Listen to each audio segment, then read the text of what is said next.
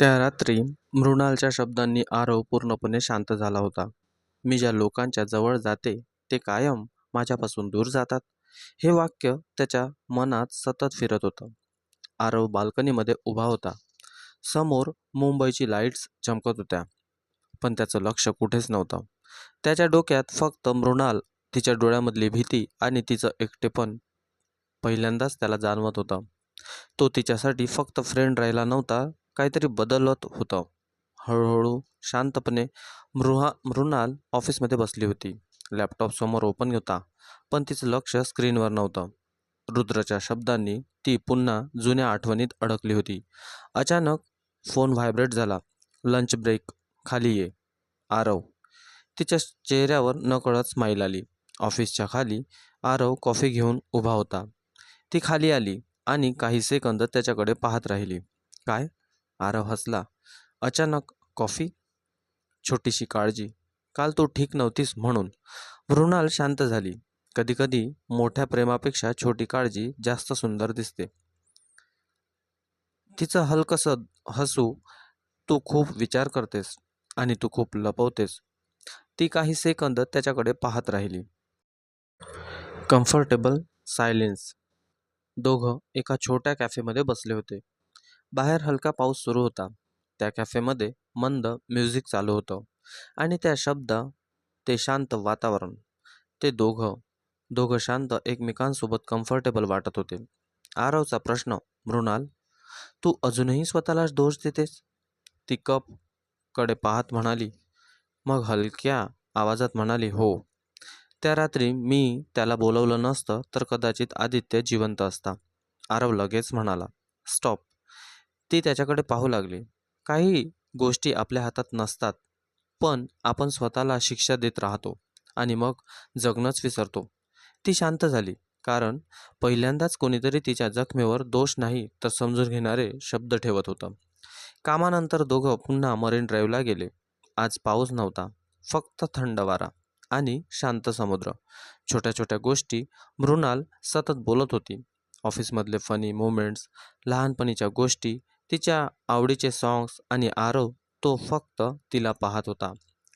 त्याच्या मनात त्याला जाणवत होतं, तो पुन्हा जिवंत होतोय. खूप दिवसांनी अचानक हसू. मृणालने आईस्क्रीम घेताना तिच्या नाकावर आईस्क्रीम लावलं. आरव मोठ्याने हसू लागला. काय? तुझं नाक? ते घाबरून हात फिरवू लागले. आरवने हलकसं तिच्या नाकावरचे क्रीम पुसली. क्षणभर दोघं एकमेकांकडे पाहत राहिले. हवा थांबल्यासारखी वाटत होती. पहिली धडधड. मृणालचं हृदय जोरात धडधडू लागलं आणि आरवला पहिल्यांदाच भीती वाटली. तो तिच्या प्रेमात पडतोय. पण आनंद जास्त वेळ टिकला नाही. तेवढ्यात रस्त्याच्या पलीकडे एक काळी कार थांबली. आरवची नजर तिकडे गेली. कारमध्ये बसलेला माणूस त्यांच्याकडे पाहत होता, थंड नजरेने. मृणाल घाबरली. तिने कार पाहिली आणि तिचा चेहरा पांढरा पडला. रुद्र, ती हळू आवाजात म्हणाली. तो कारमधून उतरला. ब्लॅक शर्ट, रागाने भरलेले डोळे आणि चेहऱ्यावर थंड शांतता. तो हळूहळू त्यांच्या दिशेने चालत येत होता. समोरासमोर रुद्र थेट आरवसमोर येऊन उभा राहिला. मी वॉर्निंग दिली होती ना? आरव त्याच्या डोळ्यात डोळे घालून उभा राहिला. आणि मी ऐकली नाही. मृणाल मध्ये आली. रुद्र प्लीज. पण रुद्रने तिच्याकडे पाहिलंच नाही. त्याची नजर फक्त आरववर होती. धक्कादायक वाक्य. रुद्र हळू आवाजात म्हणाला, तुला माहिती आहे का? ही मुलगी ज्या व्यक्तीवर प्रेम करते तो शेवटी तिला सोडून जातो. मरीन ड्राईव्हवर थंड वारा वाहत होता, पण त्या क्षणी वातावरणात फक्त तणाव होता. रुद्रची नजर आरववर खिळलेली होती आणि मृणाल, ती आतून पुन्हा तुटत होती. रुद्रचे शब्द, ही मुलगी ज्या व्यक्तीवर प्रेम करते तो तिला सोडून जातो. त्या शब्दांनी काही सेकंद सगळं शांत झालं. आरवने मृणालकडे पाहिलं. तिच्या डोळ्यात भीती होती, जुनी खोल भीती. बस झालं. आरवचा आवाज शांत होता, पण त्याच्या डोळ्यात राग दिसत होता. तिला अजून किती शिक्षा देणार आहेस? रुद्र हलकसा हसला. शिक्षा? माझा भाऊ गेला आहे, तुला माहिती आहे का? रुद्रचा आवाज थरथरला. त्या रात्रीनंतर माझी आई एक दिवसही नीट झोपली नाही. माझं घर संपलं आणि त्याने मृणालकडे पाहिलं. ही पुढे निघून गेली. मी पुढे गेले नाही. ती रडत म्हणाली, मी अजूनही रोज मरते त्या आठवणीत. आरव तिच्या समोर येऊन उभा राहिला. इनफ. तिची चूक नव्हती. रुद्र काही सेकंद शांत राहिला. मग हसला. पण त्या हसण्यात वेदना होती. तिची चूक नव्हती, पण माझ्या भावाचं शेवटचं नाव तिचंच होतं. हे ऐकून मृणालच्या डोळ्यातून अश्रू वाहू लागले. मृणाल पूर्णपणे शांत झाली होती. ती कॅबमध्ये बसून खिडकीबाहेर पाहत होती.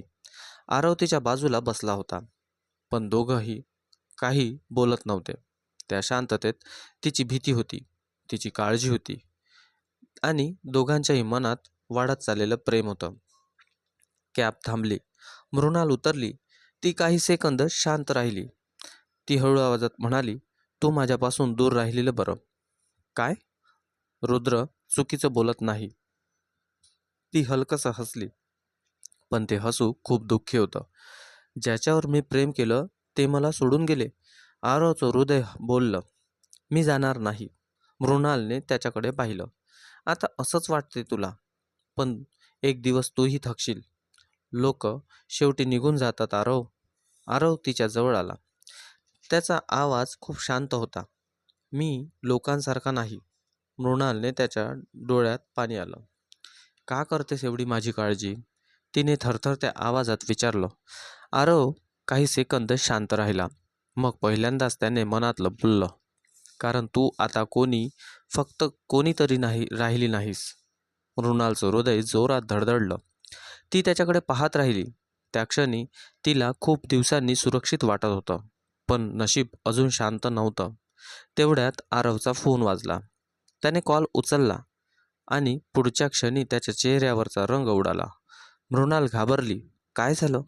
आरव काही सेकंद बोललाच नाही. त्याचे हात थरथरत होते. मग तो हळू आवाजात म्हणाला, आईला हार्ट अटॅक आलाय.